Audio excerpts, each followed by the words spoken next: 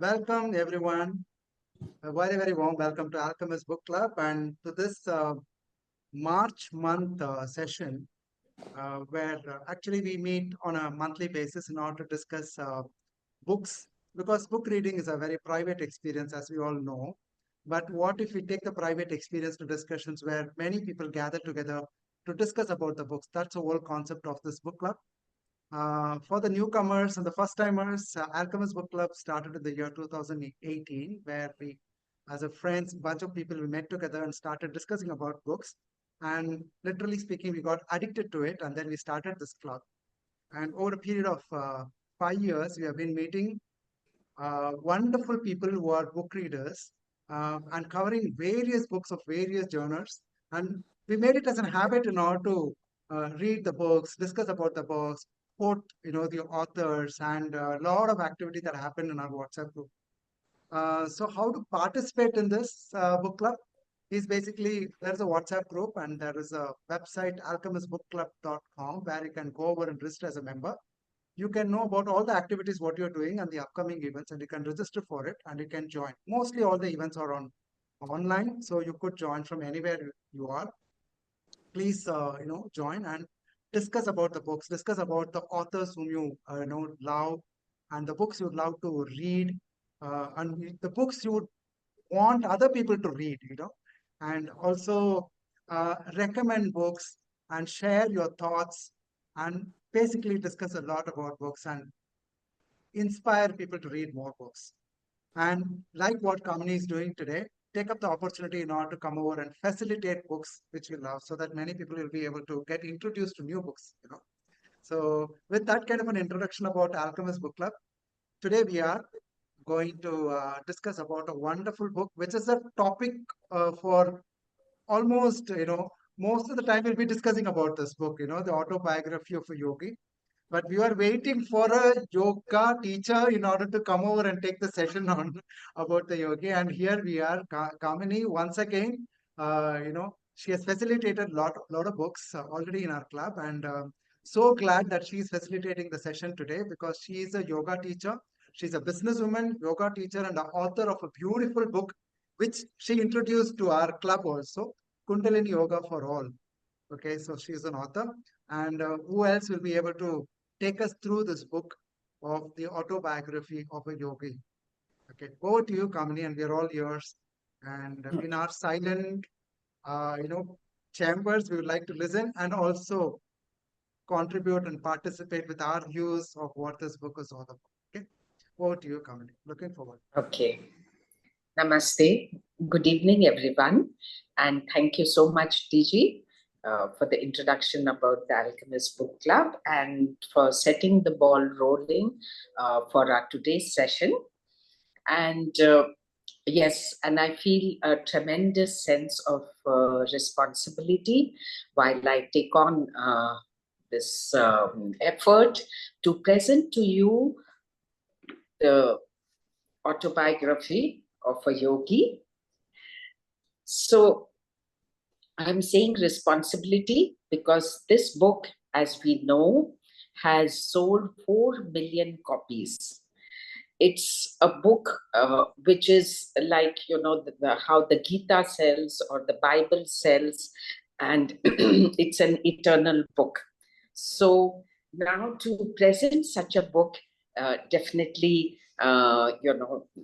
makes you think several times, and I've never felt so nervous and so kind of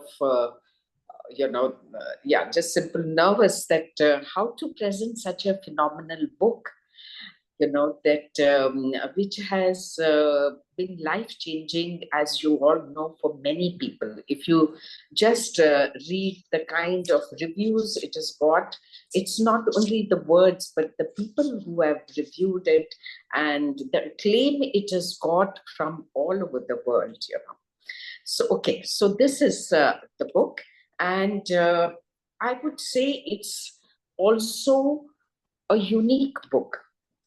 A unique book because where or when would a yogi, think of writing an autobiography?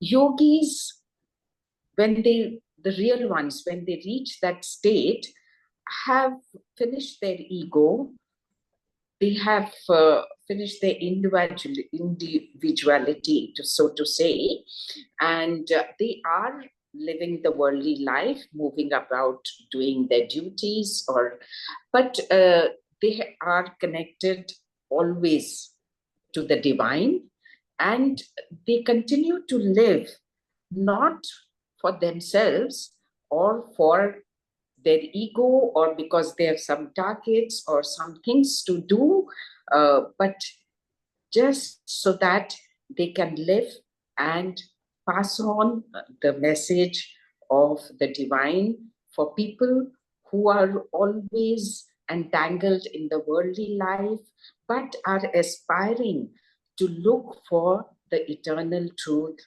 for the many answers which sort of bothers us as we are stumbling along in our daily life. So that is what they do. And also the many biographies and a few autobiographies of people that I have read, I have found, of realized souls like Ramakrishna Paramahansa. It's Sri M, who is writing about him as a daily record of what he's saying and doing. So there are biographies and very few kind of autobiographies. So why did Paramahansa Yogananda think of writing his own autobiography, and more so call it an autobiography of a yogi? He didn't shy away from calling himself a yogi or calling the book an autobiography of a yogi. So these this question is answered by him in this book. It is towards the end of the book we get this answer. You see, if I will track the whole story of how he comes, to write this book, is that he was chosen by his guru, Sri Yukteswar, to be a messenger in the West to spread the message of the universality of truth, that there is no division, there is only one truth, whether you call it the God or Supreme or whatever. And if you study the scriptures of the different religions, whether it's Bible, Quran, the Gita, our scriptures, their mythologies, whatever, they who are speaking of the truth, there is no distinction. And we all see that in spite of these realized souls, every now and then spreading this message in the world, still the world is a divided house, and hatred and wars, and so much of the divisive elements are always operating. So in that time his guru said, your work will be to do this, to go to America, establish yourself and spread this message of universality of truth, the divine message. So when he was chosen to do this, then one fine day, Sri Yukteswar told him, now I think you're ready and it's time to leave for America. And there are so many things about this book which not only opens up your mind to a lot of things, which we are using our intellect and rational mind to understand. But the most important thing I found in my second reading is this today, what I'm presenting is my third reading of the book, is that it opens your heart. And every time there are some parts in this book, when I come to those parts, I just tear up, it just moves me so much. And I hope while presenting this book, I don't do that, but it just so is emotionally also such a compelling book. So, when Sri Yukteswar says this, it's like a father telling his son, it's time to leave home, and the son feeling, the wrenching of leaving his father, his family, his land, but he has to obey, and so he goes to America, and then he's there for almost 25 years, doing the work that he has been assigned to do. And we all know how successful he was. And I will not waste too much time in listing all the luminaries across the world, who have been influenced and whose lives have changed because of this book and the work he did while he was in America. And then one day, while in America, he suddenly sees the vision of his guru. And his guru tells him that it's been long. Now you need to come back. I want to see you, something like that. And uh, of course, he's so happy to go back because now his guru has mandated that he can come back to India. And so preparations are made and, to set sail because there were no jets like that in those days. And so he set sail for India. And it's again a very moving and touching part where he describes his total happiness and when he sees and he's back again with his guru. And so he spends a few days with his guru, and then the Kumbh Mela is going on in Allahabad. So he asks permission of his guru that can I go for the Kumbh, because somewhere he's interested in seeing the place at least where his own guru, Sri Yukteswar, had met Babaji. Now, anybody in India who's got even some brush with spirituality would have known and heard about Babaji. He's called the Maha Avatar, and he's supposed to be deathless. Nobody knows for how many thousands of years he's been around.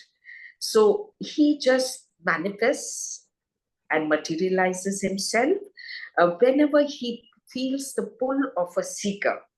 When he feels a seeker who's wanting to know the answers, who wants to become one with the Supreme, has reached a certain level, then he gives darshan to the seeker and guides him, or at least tells him where to go and which guru to go to for further, on the path. So he is heard from his own guru, that how his guru had met Babaji in the Kumbh Mela. And he had heard that these spiritual giants, who are otherwise very difficult to see, but in the Kumbh Mela, they do come. And then depending on your own sincerity, the energy, the power within you have developed in your seeking, they give you darshan. So he was very much keen to go, but uh, Sri Yukteswar, his guru, mildly says, no, I don't think you will see Babaji there. But Paramahansa Yogananda,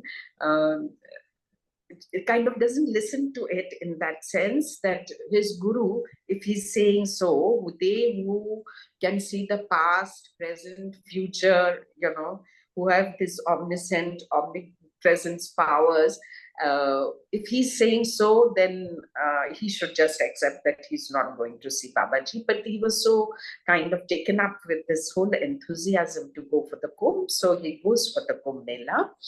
And of course, he doesn't see Babaji there. But while he's there, he gets a message from his Guru Sri Yukteswar that he should rush to Puri immediately. Now, getting such a message, from a Guru, he knows that it's some message which is indicating that he is going to take samadhi. And you can just imagine what is the state of the disciple. It's in this book, you kind of get to know, and you kind of realize the love we know in our world, which is so restricted by so many do's and don'ts and morals and social, cultural, religious, all dictates and all, that it's a very self-conscious love, very ridden with conflicts, and it's not an unconditional love. But when you read this book, you do get a glimpse of the love that exists between these divine souls. It's unabashed, unconditional, unself-conscious, just complete love. And also, it's not possible, you get to realize, to reach anywhere in your spiritual path if you don't acknowledge that the basic fabric on which this whole universe has been created by the divine, by that one source energy, whatever you want to call it, the basic element is love. And that is why in spirituality, you may do years of yoga, you may do years of service, so many things. But if you can, in your heart, uh, you know, light up devotion, bhakti to the divine, then your path is much more easier and faster, because divine is love.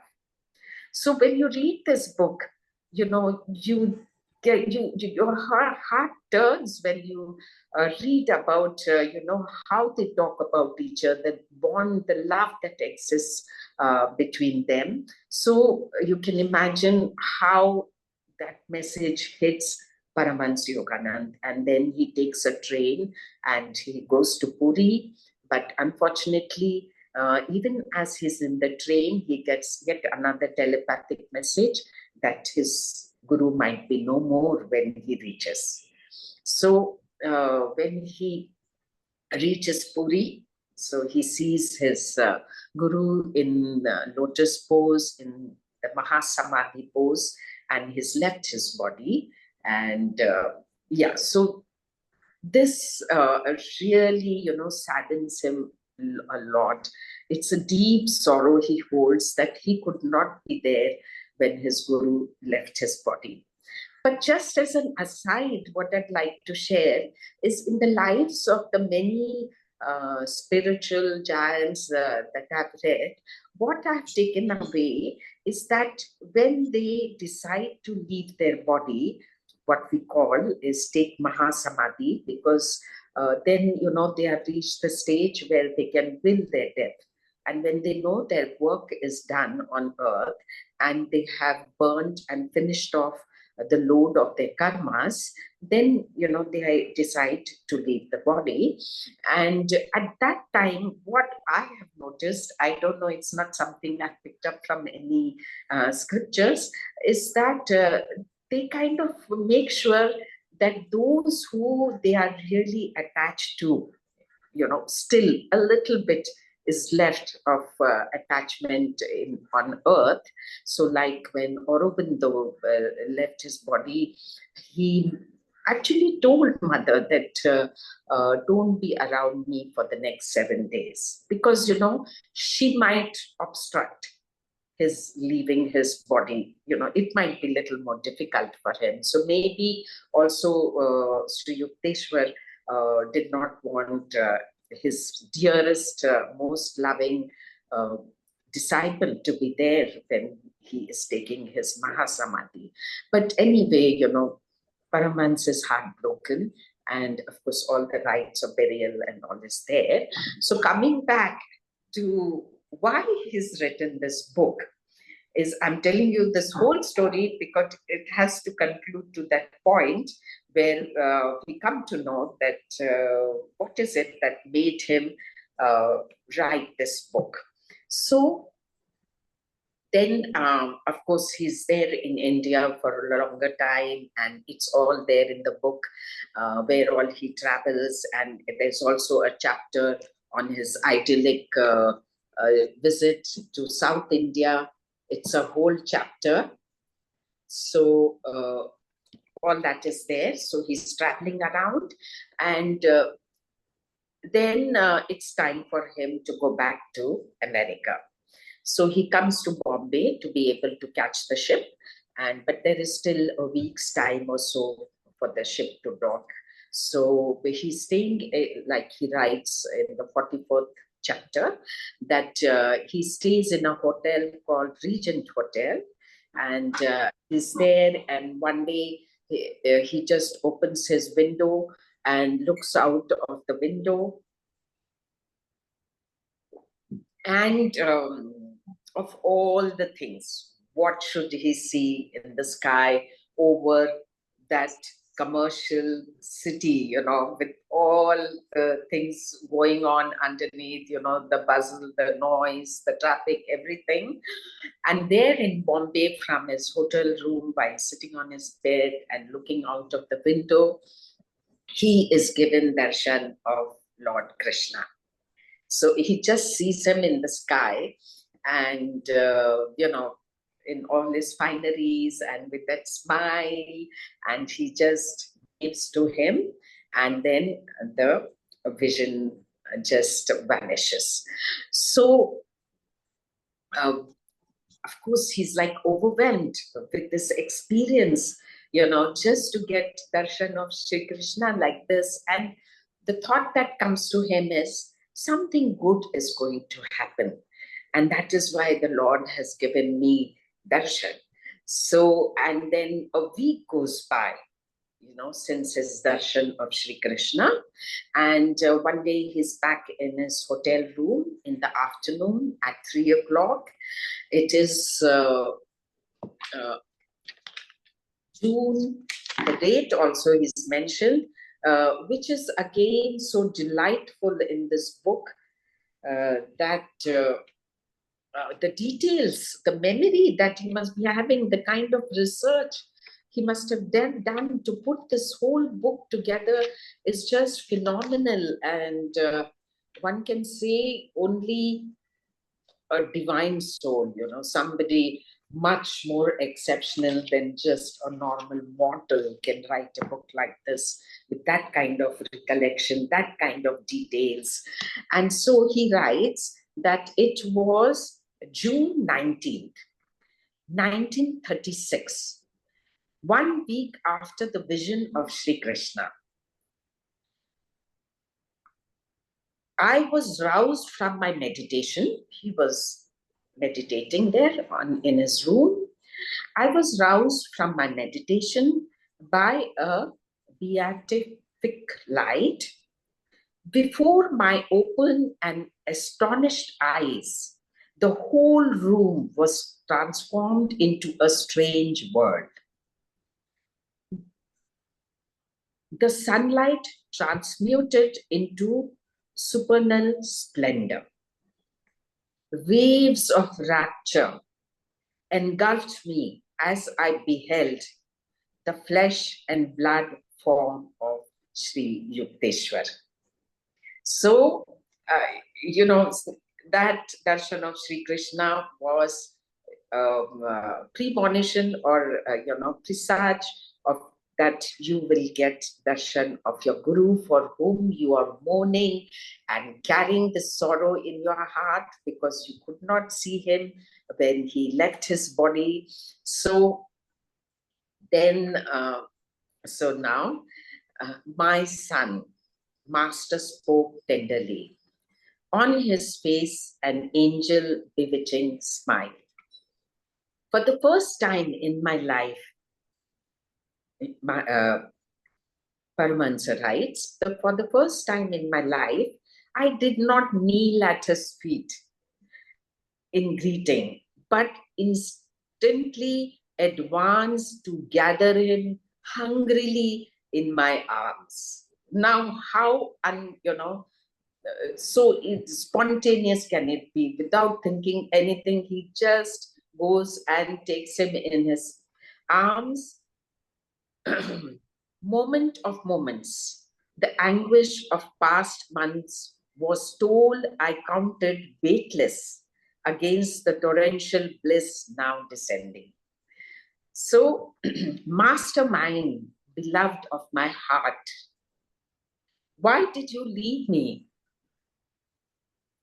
I was incoherent in an excess of joy. Why did you let me go to the Kumbh Mela? How bitterly have I blamed myself for leaving you? I'm sorry, if I tear up or something, you'll have to bear with it. But whenever I read these passages, I just get very moved. So then Sri Yukteswar says, I did not want to interfere with your happy anticipation of seeing the pilgrimage spot where I first met Babaji. I left you only for a little while. Am I not with you again? But is it you, Master, the same Lion of God? Are you wearing a body like the one I buried beneath the cruel Puri sands? Yes, my child, I am the same. This is a flesh and blood body. Though I see it as ethereal, to your sight it is physical. From cosmic atoms, I created an entirely new body, exactly like that cosmic dream physical body which you laid beneath the dream sands at Puri in your dream world. I am in truth resurrected, not on earth, but on an astral planet. Its inhabitants are better able than earthly humanity to meet my lofty standards. There, you and your exalted loved ones shall someday come to be with me. So now this whole chapter is really amazing. It's amazing because for the non-believer, because I do know there are a lot of people who pick up this book and put it down because they find it just too fantastic or even childlike, what is this childish things of people doing magic and showing supernatural powers? I myself did it the first time. I could not relate to the book. So for them, it can be that, okay, you use your rational, logical mind, your intellect, but at least read this chapter and keep an open mind. What are the possibilities that there are there, which we close our small minds to, but it's there for us if you are so much as willing to open your mind a little bit. So it's fascinating. So he's describing to Paramhansa the world, the planet, the plane he's now living in, which is the astral plane. And when it comes from the mouth of these realized souls, it would be rather sad if we small human beings doubt it. On the other hand, we should look at it as a divine blessing, which will show us a way to take us here, what he's describing, and that it's possible for us to do it. So, yes, so this chapter is very fascinating, and it's going to lead us to that question, why did he write this book? So, he says, Deathless Guru, tell me more. Master gave a quick, mirthful chuckle. Please, dear one, he said, won't you relax your hold a little? So he has been holding his master so tight in the embrace that his master says, okay, I will tell you, but just free me up a little. So now even Paramahansa replies, only a little. He's not going to leave his embrace. I had been embracing him with an octopus grip. I could detect the same faint, fragrant, natural odor that had been characteristic of his body before. The thrilling touch of his divine flesh still persists around the inner sides of my arms and my palms whenever I recall those glorious hours. Now look at this love, look at this body. Yeah. So I don't want to say anymore, but yeah, then as prophets, Sri Yukteswar is then saying, as prophets are sent on earth to help men work out their physical karma, so have I been directed by God to serve on an astral planet as a savior. So can you imagine how realized and divine soul that he was, that he had finished his job on earth and now he was on the astral plane doing the same thing, helping the astral beings to finish their karma. Sri Yukteswara explained, it is called Hiranyaloka or illumined astral planet. There I'm aiding advanced beings to rid themselves of astral karma and thus attain liberation from astral rebirths. The dwellers on Hiranyaloka are highly developed spiritually.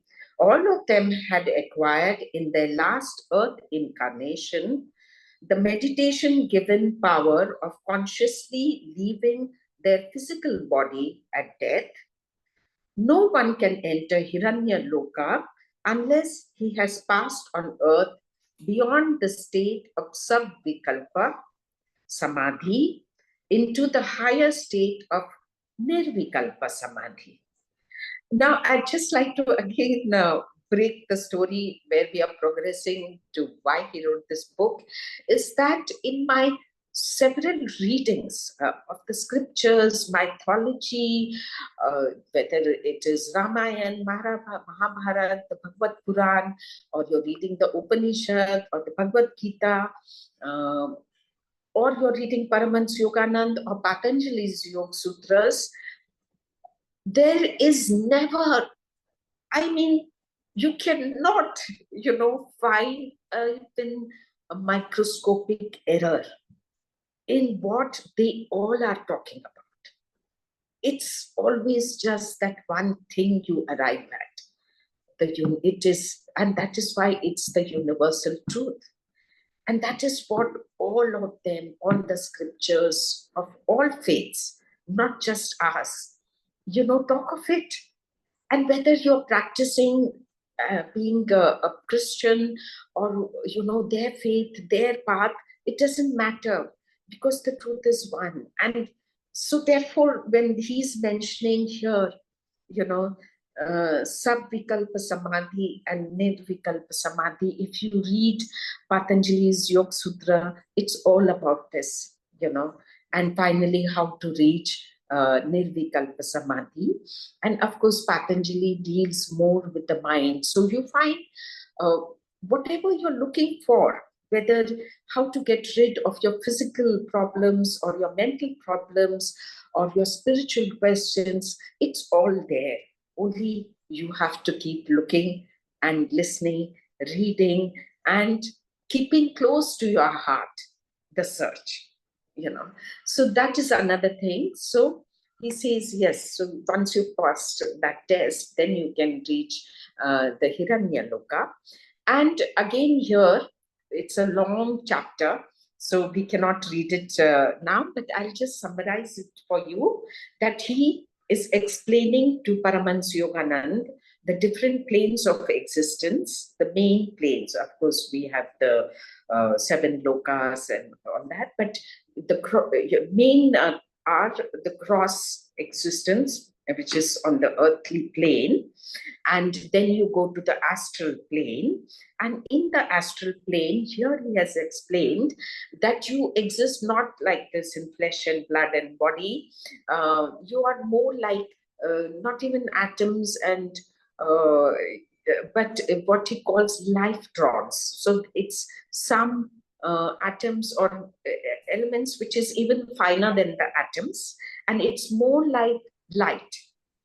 But there, if at all, is not a physical, but any existence, then it is your sahasra chakra, and then the six chakras. That is what it is. You're existing as the Sahasrara chakra, the lotus at the top of the spine, the top of the brain, and the six chakras. That is why chakras and Kundalini yoga, Kriya yoga is very much what is very close to Kundalini yoga practice. And that's why the awakening of chakras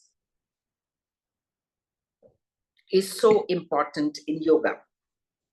So yoga, Kriya yoga also, it is so important because when we go to the astral plane, your awakening will be as per the chakras you have awakened in this plane.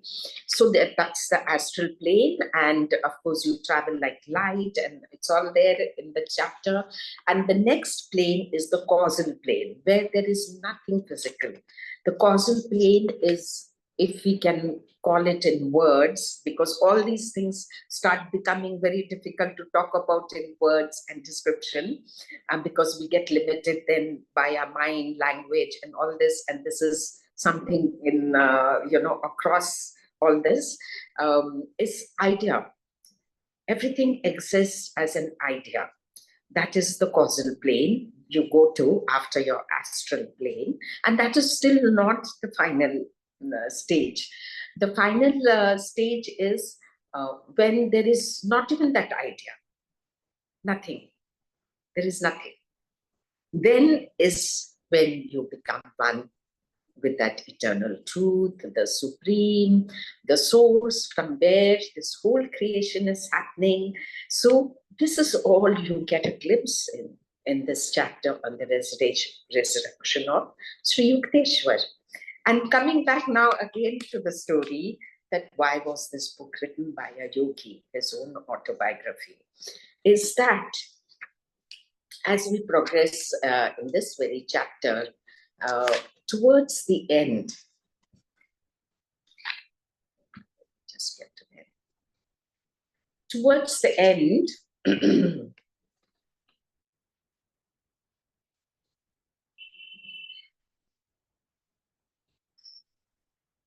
Swami Yukteswar finally, after 2 hours, tells Paramahansa Yogananda, I leave you now, beloved one. At these words, I felt Master melting away within my encircling arms. My child, his voice rang out, vibrating into very soul firmament. Whenever you enter the door of Nirvikalpa Samadhi and call me, I shall come to you in flesh and blood, even as today. With this celestial promise, Sri Yukteswar vanished from my sight. A cloud voice repeated in musical thunder, tell all. So we reach the end of the story, why he wrote this book, because his guru, Sri Yukteswar, told him at the end of it all, tell all, which is write your story for the world. So tell all, whosoever knows by Nirvikalpa realization that your earth is a dream of God, can come to the final dream created planet of Hiranyaloka, and there find me resurrected in a body exactly like my earthly one, Yogananda, tell all. So this finally is the message that his guru gave him, which was a mandate, a permission to, more than a permission, I think it was like a mandate, an order that now you must write about your life and tell everything, so that, yes, that must have been the idea, that people read, get inspired, their lives change, and they find answers to the many complexities of the earthly life, to the eternal questions of the mysteries of creation, whatever the level of inquiry. Uh, he told him to write this book. And that is why today we have this book. And if earthly people think, why does this book do so well? Then maybe it's because it's got divine backing, much beyond the publisher's powers, or any of the branding and so many things that we use in our worldly powers. And yes, so that is the story that I wanted to tell you. And so that it sums up, what is so great about this book. And along the way, I have told you a few other things.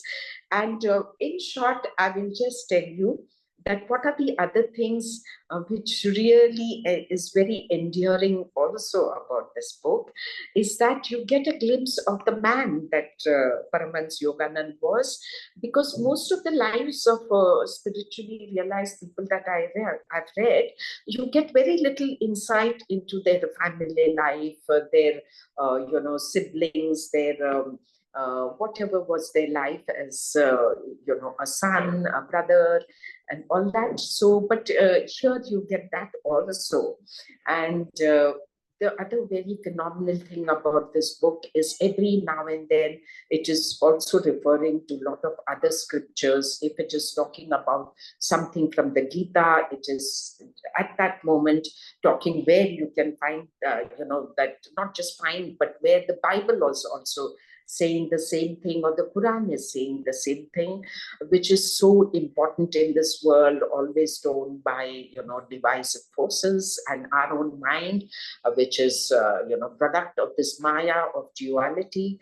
So that is another very uplifting thing about this book, that you get a peep into the human being that is Paramahansa Yogananda, and then the unity, the message of unity, the universality of this world, not only among human beings, but you and the nature and the whole creation, the union in everything.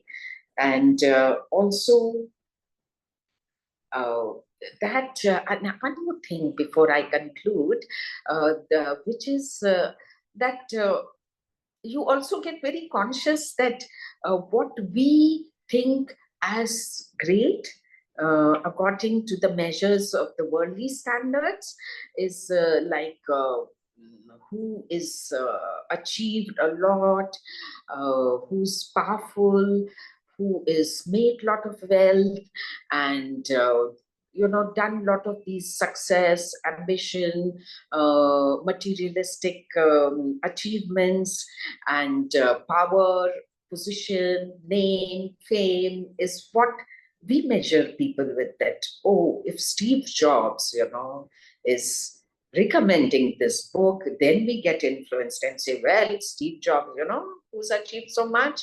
But in the spiritual world, what we find is not, the measure is completely different. Completely different.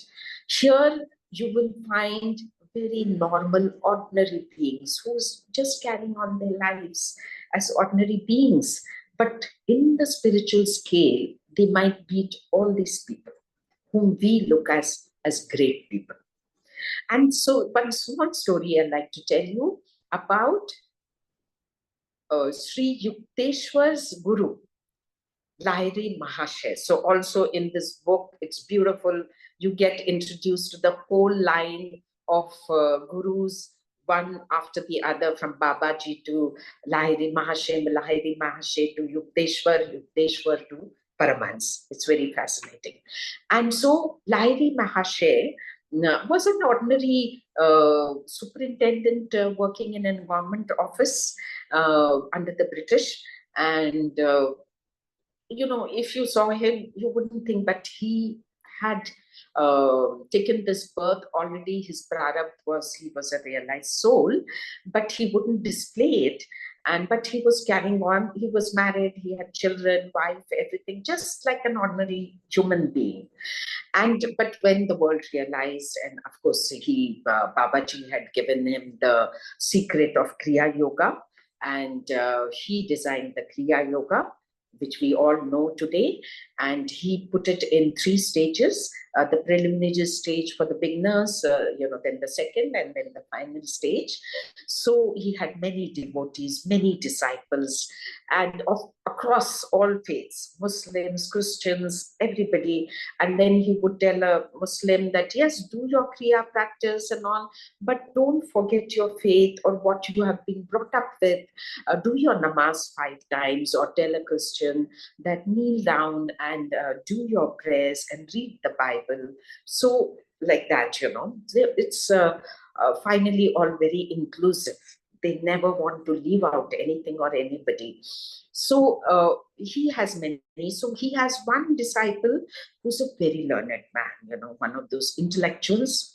So these intellectuals have very big egos because, naturally they think they know so much because they are so learned, they've read and all that.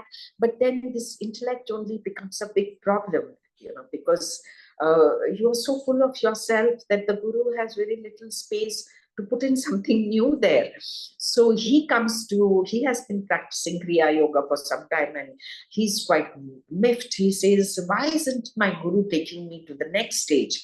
I think I'm ready. So he goes to Lahiri Mahasaya and he says, Guru, I've come to you today so that you can teach me the next stage of Kriya Yoga. Now, Lahiri Mahasaya was a very gentle, never said a harsh word, didn't rebuke anybody. So he didn't know how to tell this egoistic, full of himself man that you're not ready. And just then the door opens and the postman comes in and to deliver something. And this postman is also the guru's disciple. And but he's a better disciple than this learned man, is what we learn. And so he's very humbly places whatever he has to deliver, touches his feet, and very, trying to just go out of the room as inconspicuously as he can, to not to disturb whatever is happening. But the guru says, no, no, no, come, sit next to me. So he obeys his guru, and his name is Brinda Bhagat. So he sits next to his guru, and he's waiting for what his guru is going to tell him.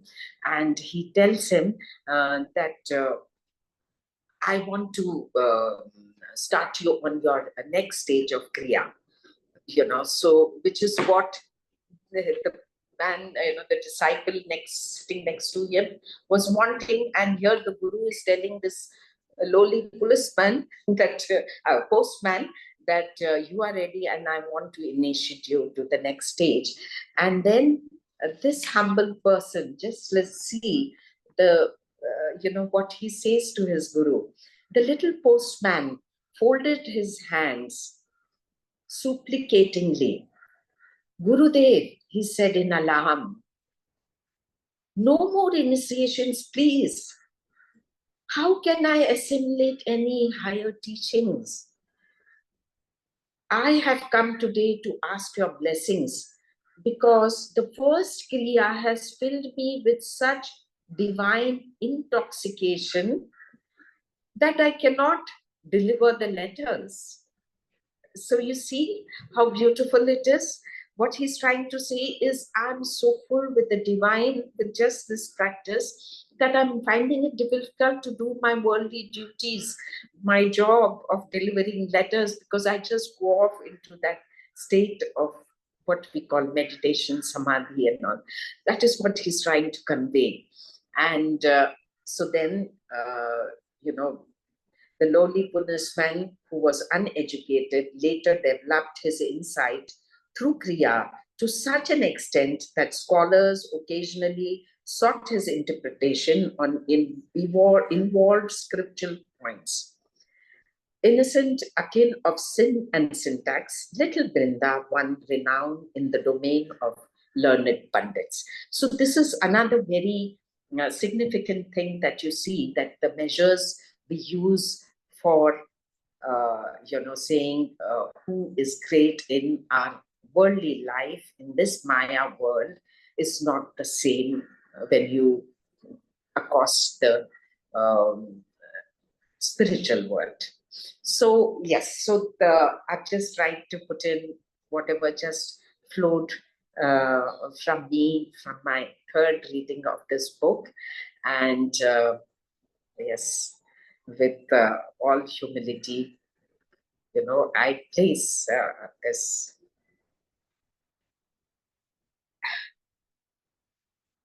Okay, yes, at the lotus feet of Paramahansa Yogananda. And any questions, any discussions, we can carry.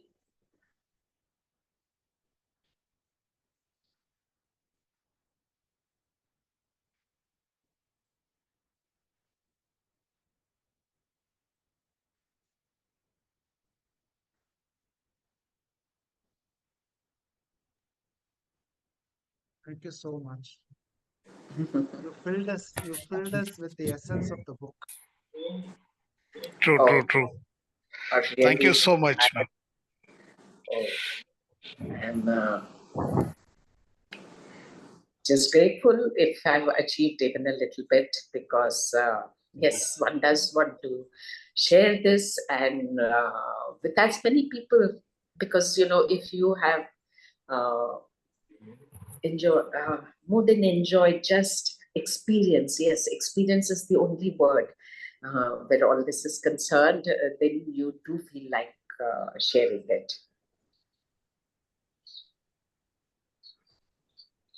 I'm sure there are many who have read the book, been moved by it, and please come forward and share your own experience.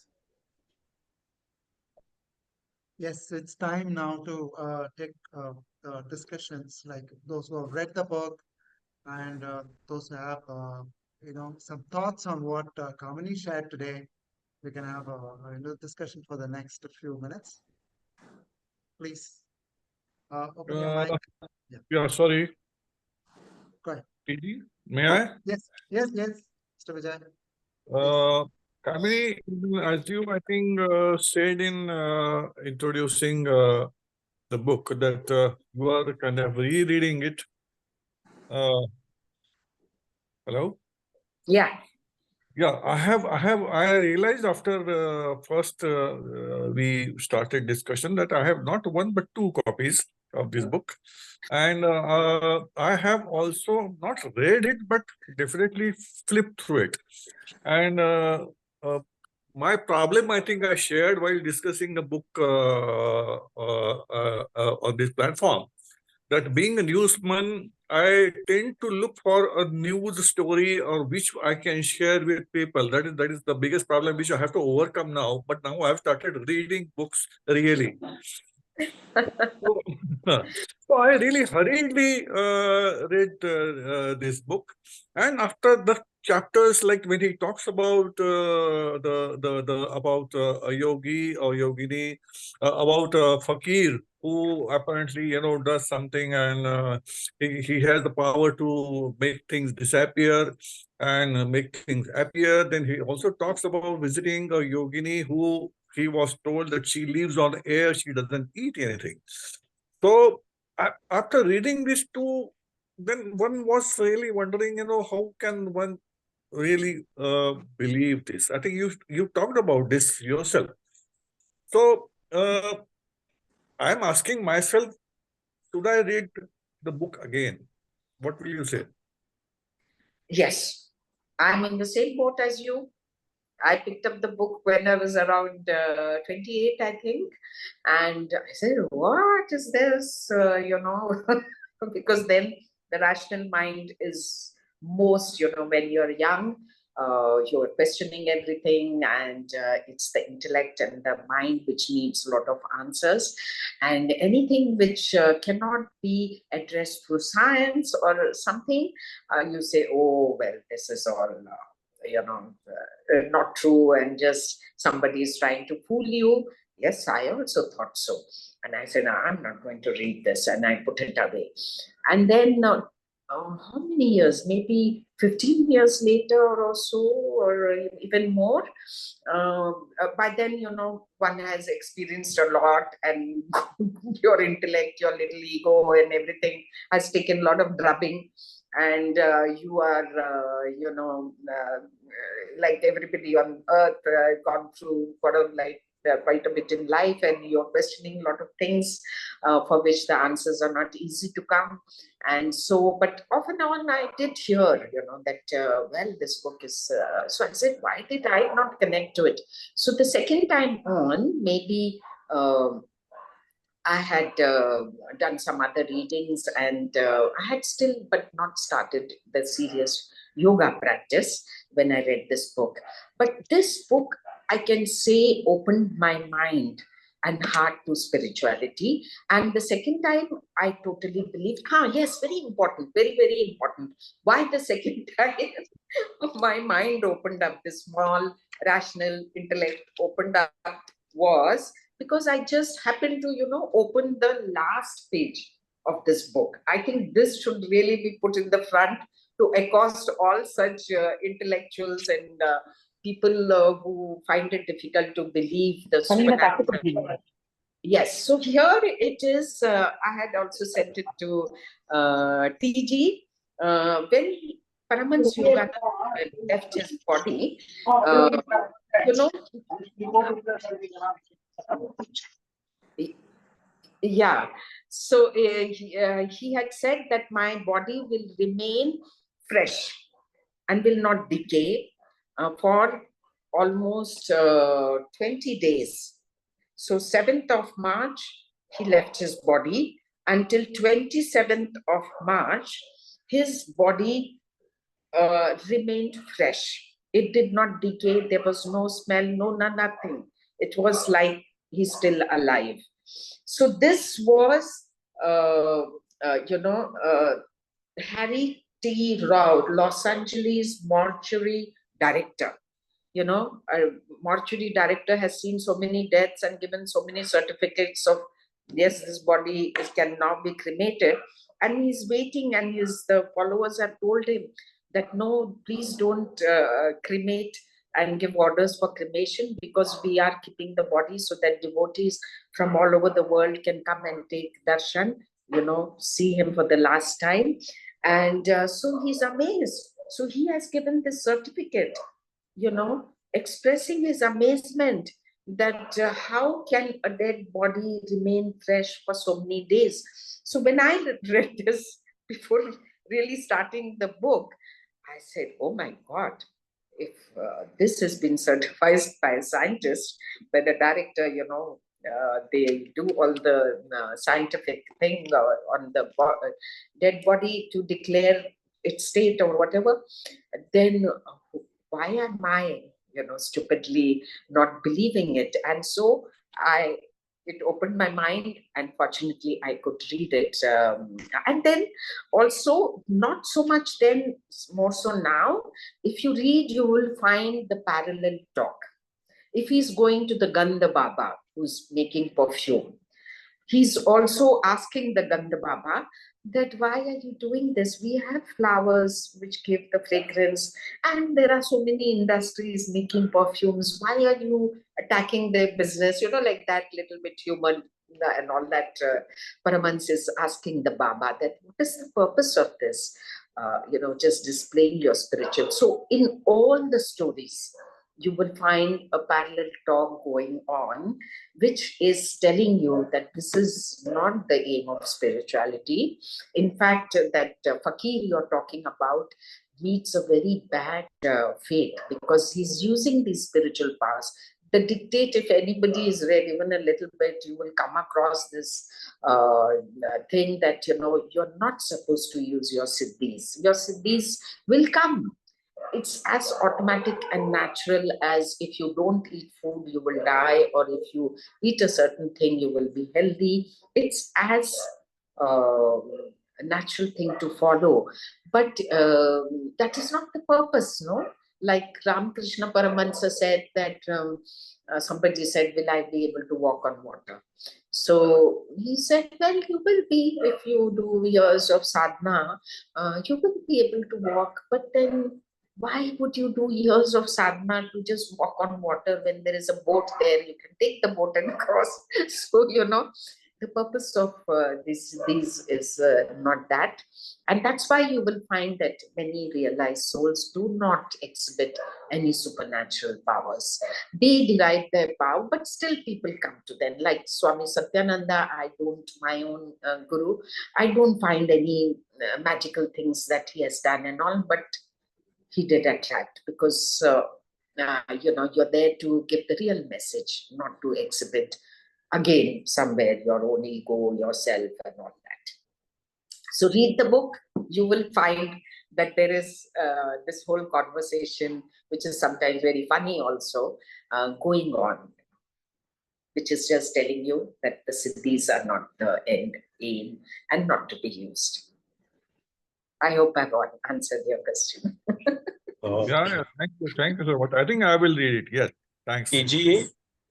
TG, can I share my experience with Vijayji? Please go ahead, Umesh. Welcome. I can't hear the voice somehow. I don't know why. But is my voice audible? Yes, absolutely. You can go ahead. Okay. So Vijayji, I'll just share my experience. I read Autobiography of a Yogi in 2012. That is 12 years back. And it is after I read autobiography, a biography of Steve Jobs. Okay. And in his biography, he mentions that I read this book once every year. Okay. And that started me thinking that why would a person of that level of, busyness, want to read a book again and again? And he said, I've read it every year. Means he must have read it at least 15, 20 times. Okay. And that is what made me read this book. Okay. And because I was spiritually inclined, I knew that, there has to be something. It has to be something. And I've read the whole book page to page. Okay. And I remember after 12 years, more or less everything that is in the book, largely. And it's a 500-page book. And you will realize that every time you read any book of value, okay, anything of value, you will get something new every time. And the reason is not because the book has changed. The reason is because you have changed. Right? Yes. So after 3 years, you have grown in your life so much, your experience has grown. Therefore, your understanding of the book has increased. That is what happens. And that's why Steve Jobs used to read the book again and again every year. So the same thing goes with the Gita.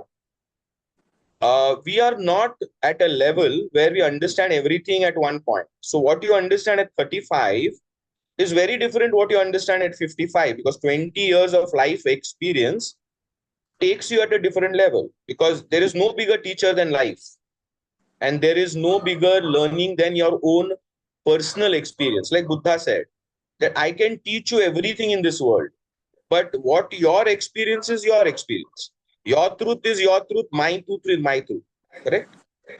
So that truth you have to experience, which grows over a period of time, and you get the finer nuances, the depth of each. So Gita, even after reading it 100 times, you will not get it, because your growth is infinite. So your learning is infinite. And that is my experience. So whenever I read any book, forget spiritual book, any book, you will notice that 3 years down the line, you'll get something different, deeper than the previous time. Now, answering the question of, is it true, not true, and all that. So I'll answer it differently. typically what we have learned in our books, okay, and education is very physical in nature. What I mean is you only addressing the physical dimension of existence, which is largely related and processed by the mind. Okay, and mind is equal to ego, correct? And the entire Western philosophy is ego based, okay, mind based, intellect based, while the entire Indian philosophy is heart based. Okay, it's heart based. It goes beyond the dimension of physical. And therefore, in spirituality, the Indian way, it all about the inner world. So if you manage your inner world, then your external world manifests itself. Okay? So that's why in the Gita it said it's a Maya. Maya, why? Because the creation of the mind. Otherwise, if it was a fact, then what you perceive and I perceive should have been same. No, it's a fact. Correct? But how you perceive and I perceive the same thing are entirely different because your mind processes differently, mind processes differently. You understand? Therefore, it's an illusion. Right? Because I asked that question, how can anyone be an illusion? When I touch a wall, it's a wall. Okay? Then I realized that that wall can be something positive to a certain person. It could be a prison wall, a negative to a certain, is a prison wall.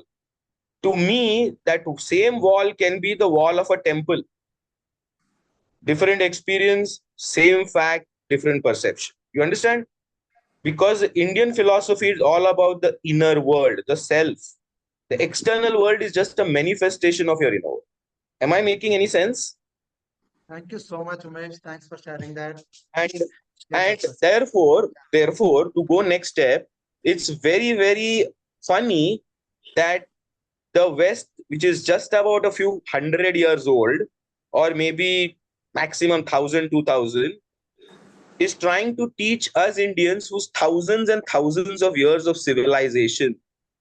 And it's unfortunate that from us it goes there, comes back, and we start believing it.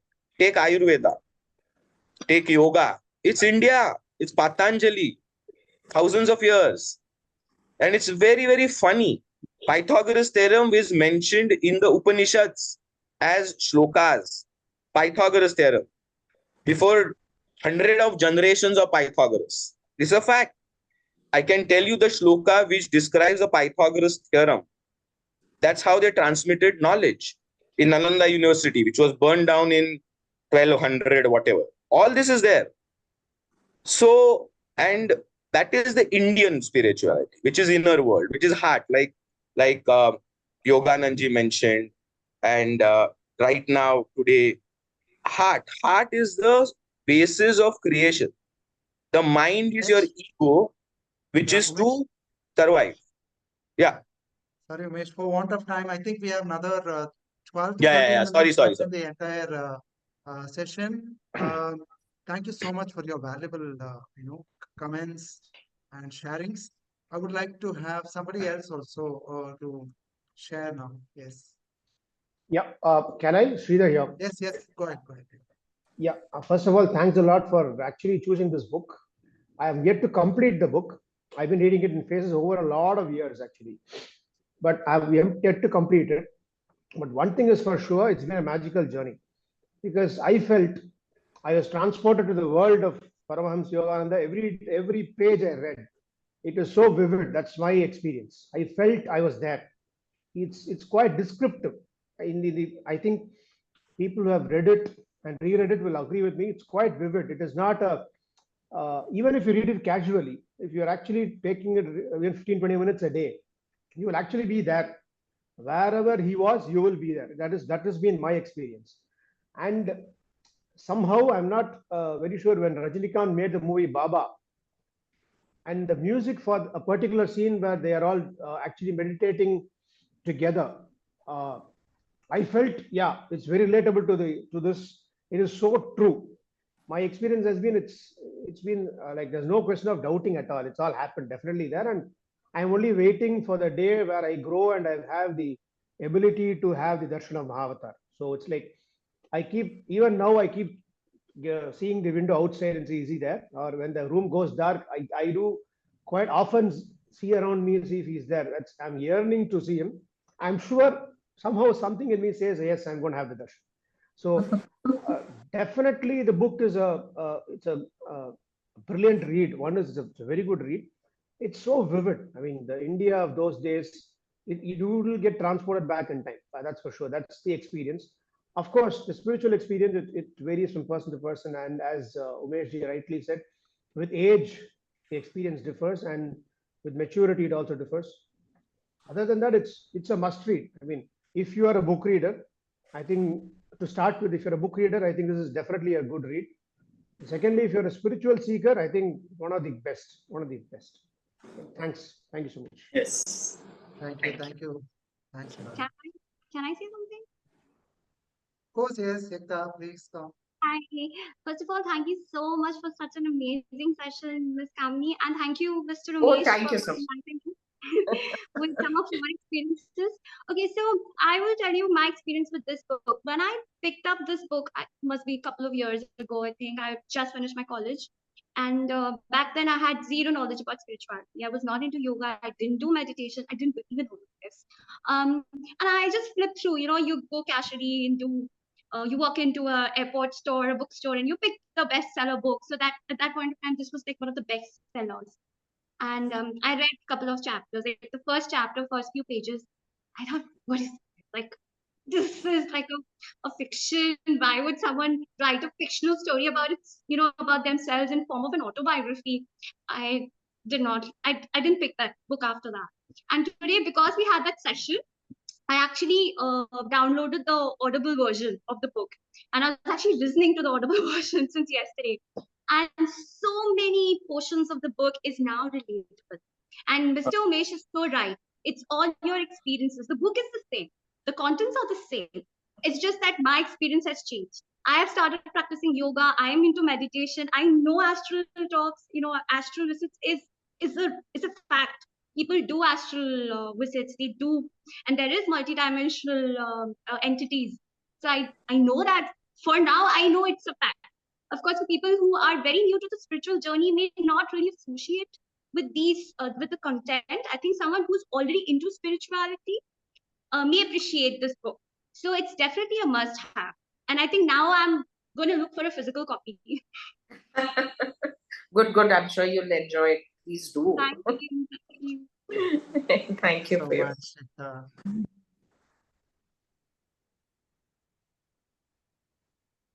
Yes, the floor is open for others to also express your views. Sampath,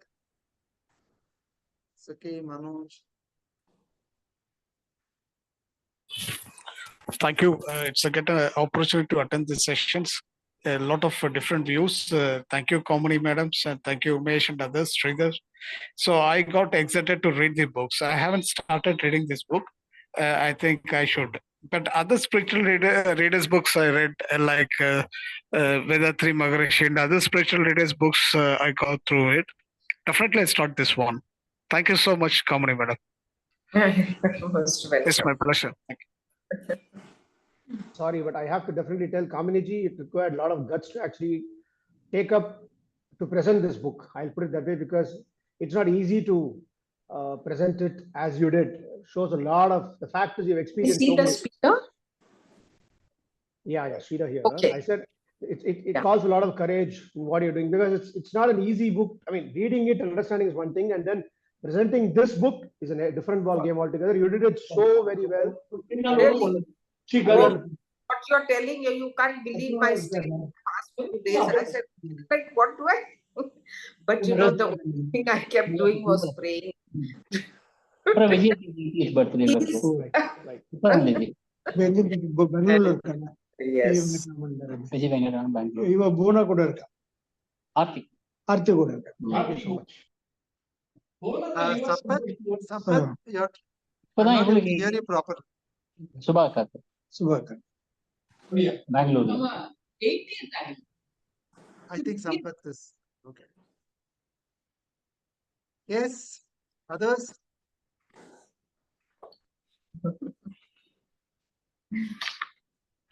And you know, it took 1 year for them to find a publisher.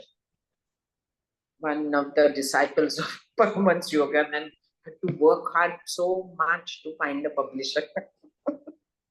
The So book was published first in struggling with 1950. publishers know that the divine also has a problem with publishers. Okay.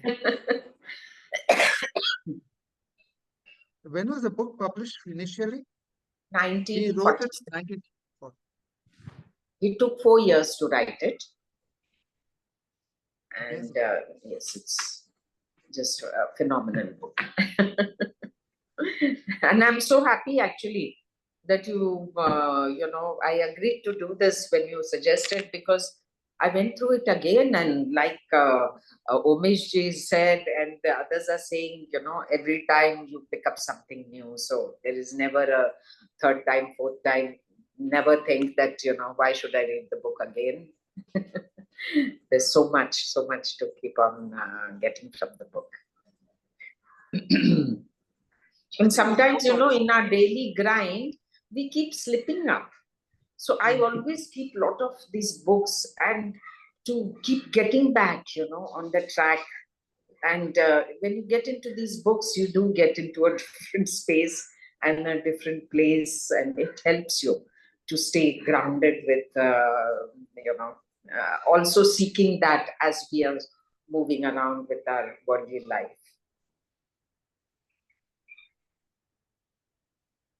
I think there are two views about this book, very, I would not say contrasting, but different dimensions in which this book is being viewed. Somebody who, when I say believe, it's not the right word, but somebody who says, okay, this is a fiction kind of a book, right?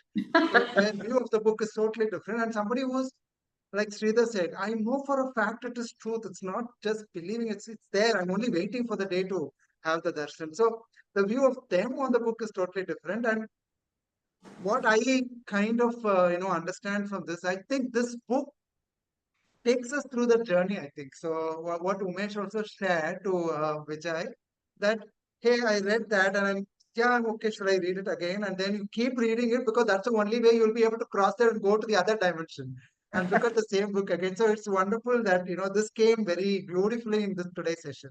That's what I think. And actually, Paramahansa himself is a doubter when he's going and meeting all these people. It's also to, because he's also having his own doubts about what are these people about? Are they the spiritually realized people? Because, yeah, he's also a seeker, so from a very young age. So he's also like any one of us who's going to meet these people to clear his doubts. I think that is the reason why they asked, the Guruji asked him to even write this book, because many people have to move from that stage to another stage, because you're not seeing that. Yes. And the way you narrated, Kamini, I mean, I know the book could have been covered in different ways, because like everybody pointed out, especially those people who have read the book, the depth of what it can take us through in this book, there are so many ways you would have taken, and in many other ways, you would have left the audience confused, if I can say. But you choose to answer the simple question, why did he write this book? And then you just unfolded the entire story so beautifully in parts where there's so much of a relationship between the guru and the disciple. You brought out so beautifully, which also connected me to what Umesh said in terms of in our ways that we need to look at mostly from the heart. I think seeing you take this session is also a great experience. You're full screen, and yeah, it's beautiful. Thank you so much for that. So any other remarks that we would like to put it on this recording, because this is going to be on YouTube as a version to make more and more people in a very way, in a smaller way, to get introduced to this book.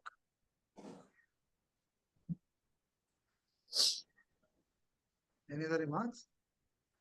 When you say others, does that exclude those who spoke first or asked question first, TG?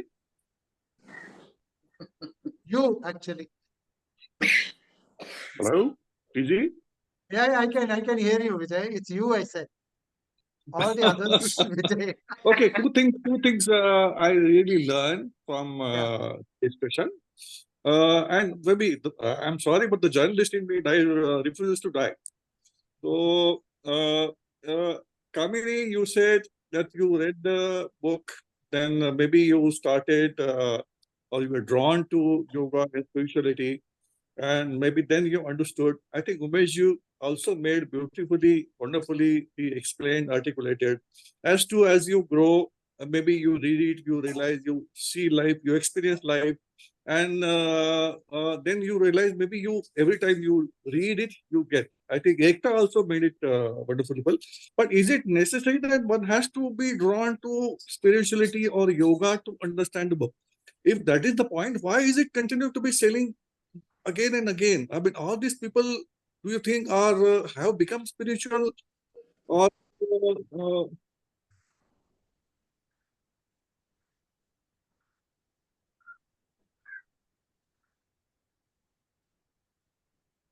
think we lost. no, I'm Vijay, sorry, yeah, there please. Yeah, no problem. We are able to hear you.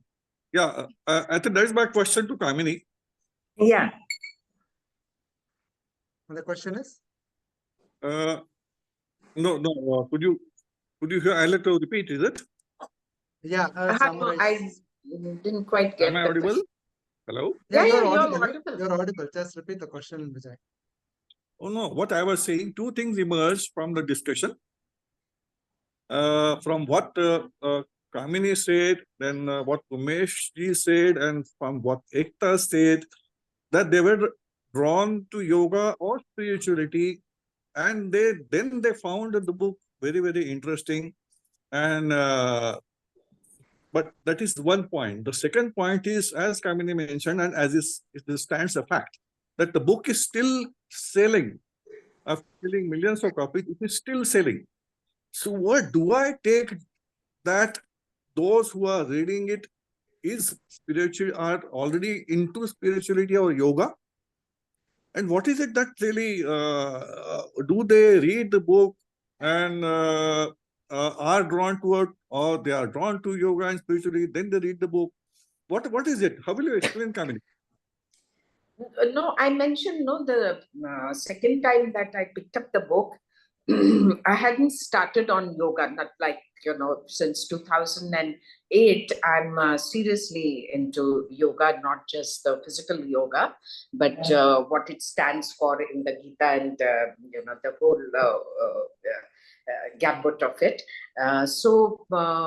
But still, I did find the book opening up my mind and heart to the possibilities which exist. Even and then back then Kriya Yoga was not such a popular concept.